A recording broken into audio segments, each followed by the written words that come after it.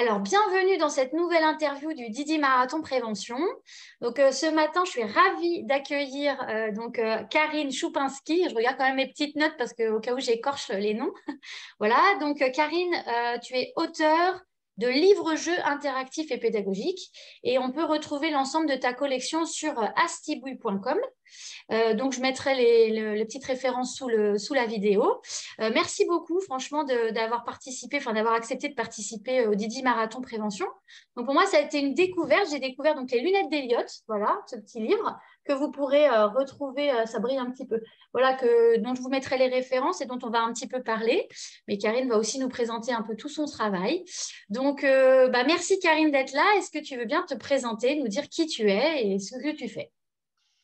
Eh bien, en fait, moi, ça fait 11 ans maintenant que j'ai créé Astibouille, qui est en fait la maison d'édition où j'abrite en gros mes propres livres, puisque je publie essentiellement mes ouvrages. Et en fait, je suis vraiment sur du livre-jeu interactif et pédagogique de quelques mois, 14 ans.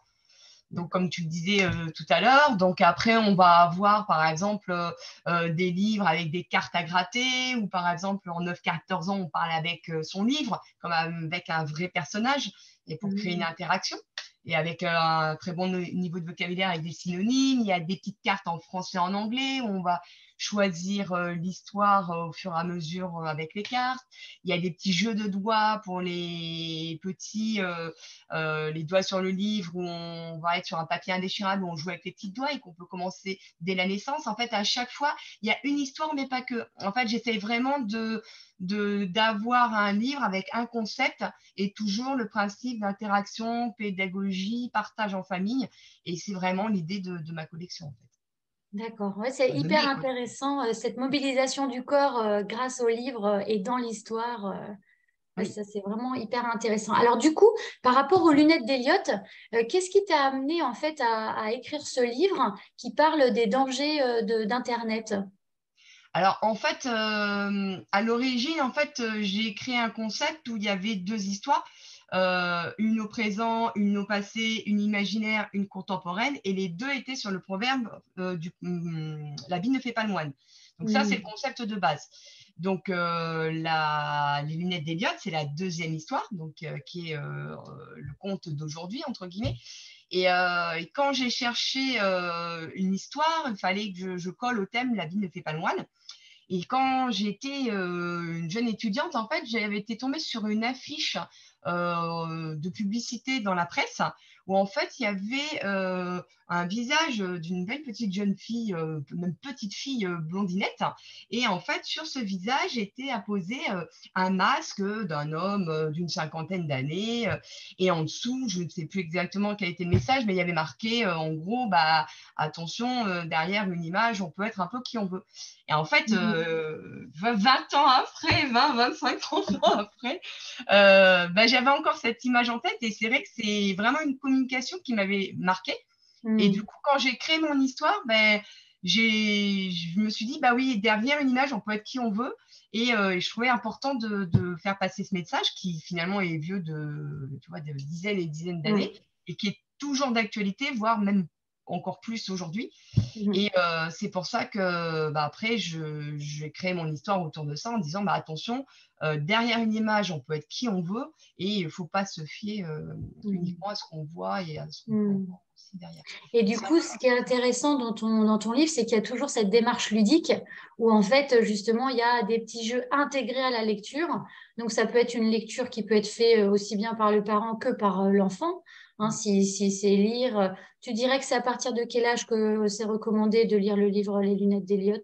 Alors effectivement, comme je le disais un petit peu au début, je travaille beaucoup de partage entre fratries et de multiniveau. Et en fait, les lunettes d'Eliott, c'est complètement ça. C'est-à-dire que effectivement, déjà, on peut lire page par page, donc des petits chapitrages, donc on peut lire une page et s'arrêter. Il y a, comme tu le disais, des petits jeux toutes les 2-3 pages, et il y a une aide. Donc, ce qui fait si on est avec bon, comme tu me le demandais, savoir au niveau de l'âge, tu vois, ça peut faire quasiment 6-10, 6-11. Mhm. Et un enfant de 6 ans va par exemple faire le jeu, ou 6-7 ans va faire le jeu avec l'aide, et celui Mhm. de 8-9 ans ou 10 ans va faire le même jeu sans l'aide. Mhm. Et pareil, dans la lecture, il y a un système de vocabulaire avec les synonymes en face. Donc, Mhm. le plus jeune pourra regarder facilement le synonyme pour comprendre l'histoire, alors que le plus grand pourra continuer sa lecture sans forcément regarder le synonyme. Et puis, pareil, pour être dans une lecture pareille à partager, en fait, dans chaque page, il y a pas ce ne sont pas des illustrations figuratives, il y a vraiment des gros plans. Et en fait, il va falloir deviner quel est le gros plan de l'image grâce à la lecture. Et là, c'est pareil, comme tu le disais, enfin, j'ai beaucoup de familles qui me disent, ben, on lit, par exemple, chacun lit une page dans la fratrie, on cherche le gros plan en même temps, ou moi, je lis une page, l'enfant lit une autre page. C'est Mhm. vraiment un livre qui est facile à partager. Un bon lecteur à 6 ans va pouvoir facilement le lire et après, il va courir facilement tout le cycle de l'école primaire. Et Mhm. j'ai même des enfants qui ont plus de difficultés en lecture, qui travaillent avec des orthophonistes, même en début de collège, parce que le thème n'est Mhm. pas du tout enfantin. Donc, Mhm. c'est ça qui est intéressant aussi. Mm, mm, mm. Et pour toi, donc, le message le plus important qui est porté par ton livre, justement, c'était vraiment de traduire dans la réalité ce proverbe. Mais ça t'est venu d'où? Le proverbe, Ouais. Comment est-ce que tu as eu cette intuition de dire ça, il faut que je le transmette, et puis avec une histoire interactive, justement, qui pourra être partagée, et derrière, ça créera des discussions, parce que, en fait, c'est ça aussi oui. l'enjeu. Alors, il y a beaucoup, beaucoup, beaucoup de choses dans ma tête tout le temps. Voilà, dans la famille, on dit qu'il y a un petit peu un monde là-haut. Donc oui, alors après l'idée du proverbe, en fait, dans mes ouvrages, j'aime qu'il y ait toujours enfin, communiquer avec le jeu et des choses toujours avec un bon, entre guillemets, un bon fond. Mhm. Mais c'est vrai qu'après, j'essaye de faire passer des messages. Même par exemple, tu vois, on parlait tout à l'heure des petites cartes où on va choisir l'histoire, carte et histoire. Et c'est vrai que bah, tu vois, il y a toujours derrière une petite morale. Mhm. Sur la carte et histoire de licorne, par exemple, on est sur une histoire sur la différence, où effectivement être Mhm. différent, c'est aussi bah, du coup avoir quelque chose en plus et pas faire forcément quelque chose en moins ou pas forcément être mis de côté. Donc Mhm. il y a cette petite morale derrière. Mhm. Et en fait, dans le choix du proverbe, bah, ça a été celui-là plutôt qu'un autre dans le sens où je pense que il y a quand même pas mal d'enfants qui sont souvent sur l'apparence et sur souvent un peu le jugement. Moi, je le vois avec mes enfants quand ils étaient en école primaire, bah, c'est toujours, voilà, il faut être habillé comme ça, il faut avoir ça, sinon tu joues pas. Et du coup, je trouvais que La vie ne fait pas le moine était un thème qui correspondait plutôt pas mal à cette tranche d'âge et qui, voilà, qu'il faut aussi quitter un petit peu les apparences et qu'il y a autre chose derrière. Parce qu'en plus, avec l'usage de tous les écrans, etc., c'est vrai qu'il y a quelque chose qui met à distance de la réalité. Et puis, en fin de compte, l'enfant, il peut clairement être piégé, en fait, parce qu'il croit ce qu'il voit, en fait. Oui, Donc, complètement. Ah ben y a plus il y a plus trop de frontières et il y a plus de barrières en fait derrière un écran. Ce qui est impressionnant, c'est que même des adultes peuvent dire des choses qu'ils diraient jamais en mm, vrai. Et sur un enfant, il n'y a plus cette frontière ou cette notion mm, de distance. Et c'est vrai que plus les enfants, souvent, bah, il y a des jeunes enfants qui ont des téléphones mobiles dans les mains comme un jouet. Et je mm, pense que du coup, cette distance, plus l'enfant joue avec un téléphone et donc aussi rapidement avec les réseaux, parce que mm, il farfouille très très vite dans le téléphone mm, quelques années, et ben en fait, il n'y a plus de distance entre eux et le téléphone déjà mm, à 4 5 6 ans. Et donc, du coup, en fait, ben, quand ils grandissent, ils peuvent plus avoir cette distance, puisqu'en mm, fait, le téléphone, entre guillemets, a été un jouet dès le début, donc un élément presque, entre guillemets, un prolongement du mm, corps. Donc, c'est vrai que mm. il faut faire aussi attention à ce que le téléphone reste un outil et qu'il y ait une distance. Et je pense que dès le plus jeune âge, ça a quand même son importance. Mm. Alors après, ce qui est sympa aussi dans la lecture, c'est qu'on se solidarise tout de suite avec Elliot, parce qu'en fait, il arrive pas à voir clair, hein. Enfin, c'est compliqué, puis il voit des trucs que les autres voient pas. Alors, donc, c'est vrai que c'est assez agréable de se dire, parce que même moi, en tant qu'adulte, du coup, je me suis solidarisée avec lui, j'arrive pas à l'oublier, en fait. Donc, Je sais pas si tu as eu des retours comme ça aussi de parents qui t'ont dit ah ben ils parlent d'Eliott, enfin mes enfants parlent d'Eliott, on repense aux lunettes.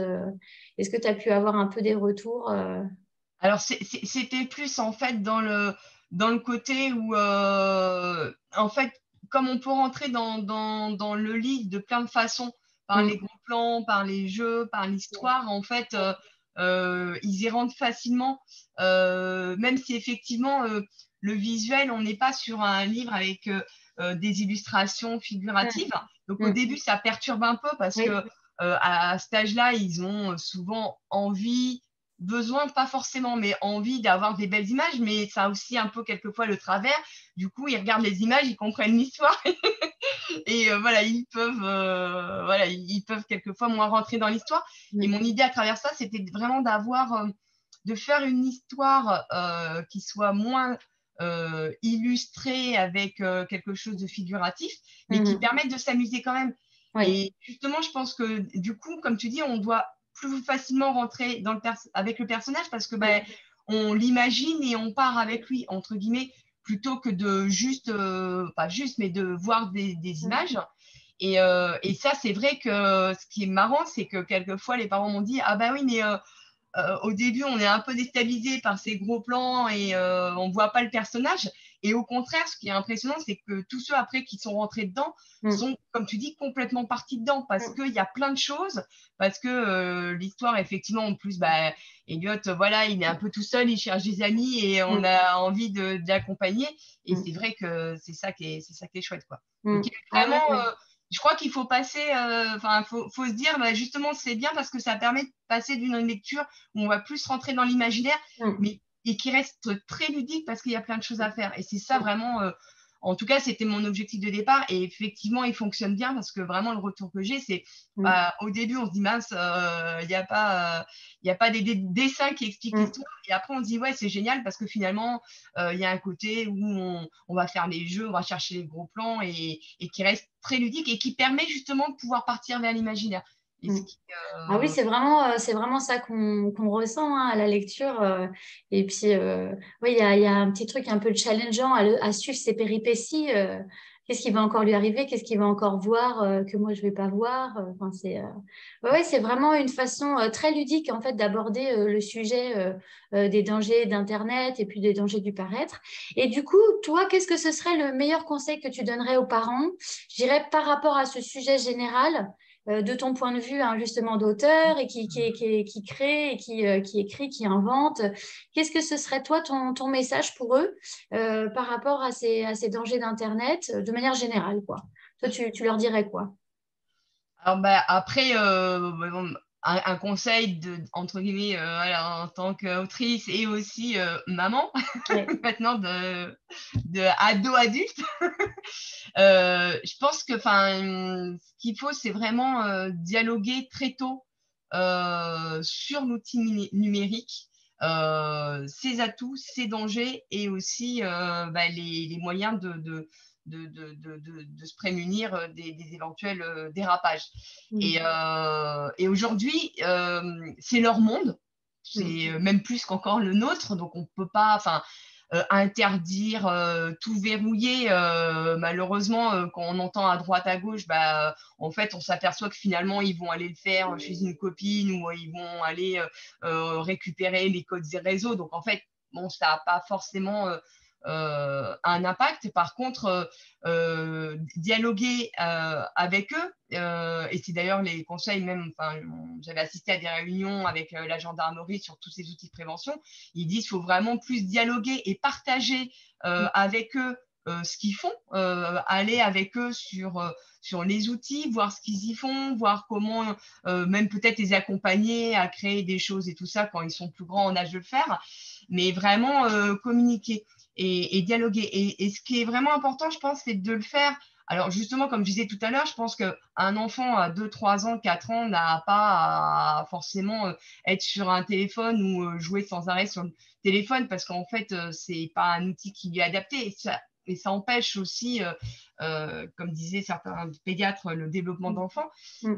Par contre, dès la primaire, pouvoir en parler, avant qu'ils soient dedans, je pense que c'est vraiment nécessaire. Parce Mm. que du coup, ils ont encore une oreille réceptive et ils vont entendre le message. Mm. Parce qu'après, quand ils vont être dedans, et c'est de plus en plus tôt maintenant, et ben, si vous arrivez en leur disant ah, fais attention à ci, fais attention à ça, ça peut être dangereux ou autre, en fait, c'est fini. Enfin, Mm. ils vont bloquer parce qu'en gros, ça sera oui, tu veux me freiner dans mon activité que tout le monde fait. Donc, je pense qu'il y a vraiment des messages à faire passer en amont, avant qu'ils aient leur téléphone, avant qu'ils soient complètement dedans et qui permettent justement, moi c'est un petit peu ce que j'ai fait avec mes enfants, puisqu'en fait elles ont lu les lunettes d'Eliott quand elles étaient effectivement en CE1 et CM1 et du coup quand elles sont rentrées après au collège, au lycée et qu'elles ont eu accès à tout ça, en fait elles ont eu vachement de vigilance parce qu'on en avait Mm. parlé avant. Alors, ça marche peut-être pas forcément, c'est pas une recette magique qui Oui, fonctionne avec oui. tous les enfants, mais je pense que quand on en parle avant, il y a quand même des petites choses qui restent dans un coin de la tête. Mm. Alors que quand on en parle, alors c'est pas trop tard après quand ils sont dedans, mais quand ils sont dedans, ils vont avoir tendance à plus freiner. Et ce qui, je pense, est important, c'est que du coup, même s'ils sont dedans, de maintenir le dialogue et ne pas hésiter à faire des choses avec eux. Mm. À créer un compte Instagram avec eux, à voir ce qu'on peut y partager et surtout de leur dire ce qu'il peut y avoir, qu'on peut tomber sur voilà, des gens qui essayent de nous alpaguer vers autre Mm. chose et qu'il faut qu'ils le disent pour pouvoir justement éviter ça. Et essayer de maintenir le dialogue. Mais Mm. ça, j'ai envie de te dire, Mm. tu seras d'accord avec moi, ça vaut Non, mais merci beaucoup pour parce que tout et tout le c'est temps. oui, c'est intéressant aussi d'avoir toujours le regard voilà, aussi du parent que, bah, voilà, il y a l'auteur qui a écrit le livre qui est dans une démarche justement de transmettre voilà, avec des outils spécifiques, hein. Et puis il y a aussi bah, le parent qui est derrière la plume et qui aussi a son vécu et qui du coup bah, voilà, peut aussi partager des clés, des compréhensions, une façon aussi de dire les choses et je pense que ça nourrit énormément. En tout cas, vraiment, merci beaucoup. C'est hyper instructif. Ce petit livre, il est vraiment, enfin, on ne peut pas l'oublier, je dirais. Après, une fois qu'on l'a lu, on ne l'oublie pas, celui-là. Voilà, donc merci beaucoup, franchement, de l'avoir créé. Sur Astibouille, on retrouve aussi l'ensemble de tes autres ouvrages, puisqu'il y en a d'autres, hein. Et on disait aussi pour les tout petits. Donc, vraiment, c'est une démarche très intéressante. Et je pense qu'en effet, la clé de l'interaction, et oser justement aller échanger et on va dire bah, être dans cette démarche voilà, de vouloir un petit peu transmettre une réalité qui n'est pas toujours facile à transmettre avec des mots voilà, sur lesquels on va se sentir à l'aise. Mais en tout cas, voilà, il y a cet outil qui existe et tous les autres, hein, du coup, sur Astibouille. Donc, vraiment, Karine, merci beaucoup. Est-ce que tu veux rajouter quelque chose? Euh, Bah non, effectivement, Ouais. que ça fait cet ouvrage fait un bon début pour en fait pouvoir commencer le dialogue. Et Ouais. c'est ça qui est pas mal, c'est qu'en fait, on lit l'ouvrage, on s'amuse, on le partage ensemble parce que c'est Mm. vraiment l'idée de toutes mes collections. Et derrière, et ben, hop, on peut rebondir et parler facilement du truc sans forcément être obligé de te dire, bon, on se pose à table, attention. Et que c'est un côté un peu au secours, papa, maman me parle. Donc je pense Génial. que c'est ça Mm. l'idée. D'accord. Eh ben Merci vraiment, beaucoup merci à toi. beaucoup.